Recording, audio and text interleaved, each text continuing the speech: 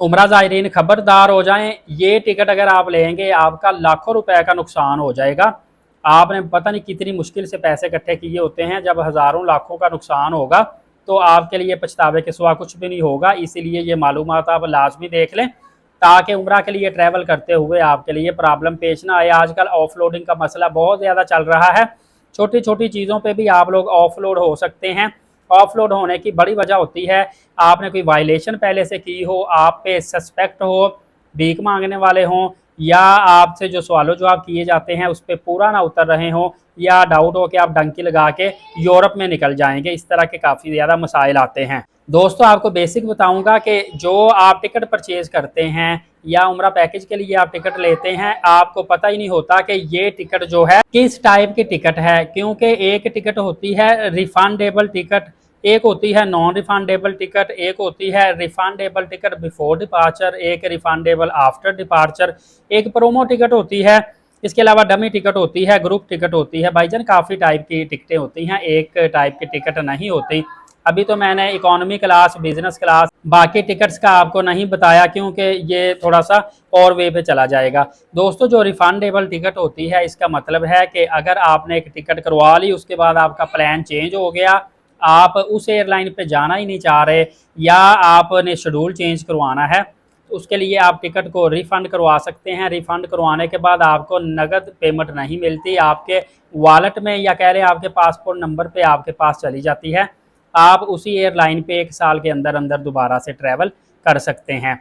Non refundable नाम से ही ज़ाहिर है कि आपने टिकट करवा ली, उसके बाद आप चाहे ट्रैवल करें ना करें, सफ़र करें ना करें, आपको कोई इमरजेंसी, कोई हादसा, कोई मसला पेश आ गया, आप जहाज़ पे नहीं बैठ सके, नो शो हो गए, तो आपका टिकट जो है वो नॉन रिफंडेबल होता है, आपका टिकट ज़ाया हो जाता है, आपको 1 रुपया भी वापस नहीं मिलता।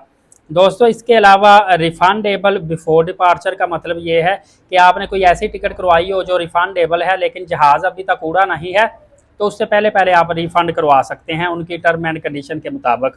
और रिफंडेबल आफ्टर डिपार्चर का मतलब है कि अगर जहाज़ उड़ भी गया है, आप नो शो हो गए हैं, उसके बावजूद भी आपका टिकट रिफ़ंड हो सकता है।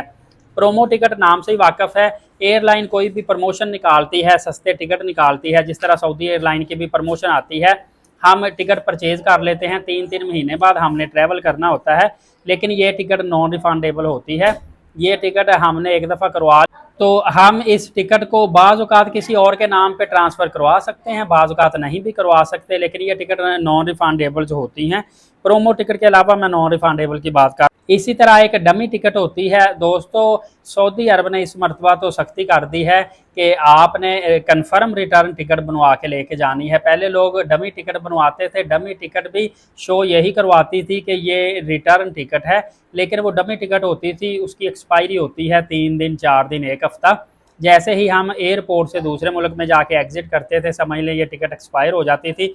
2,000-2,500 रुपये इसकी फ़ीस होती थी। जब हम एयरपोर्ट से जाते थे तो हम रिटर्न वापसी की टिकट शो करवा के आसानी से चले जाते थे। लेकिन अब उम्रा के लिए ये थोड़ा सा मुश्किल काम हो गया है, बाकी विज़िट वगैरह के लिए काम चल जाता है। ग्रुप, क्योंकि इसका मकसद ये होता है कि वापसी हमें पता नहीं होता कई मरतबा कि हमने वापस आना कब है, तो इस वजह से हम डमी टिकट करवाते हैं ताकि वापसी अपनी मर्ज़ी से दोबारा से टिकट करवा लें। 2,000-2,500 रुपये ज़ाया होता है, इसकी कोई बात नहीं होती।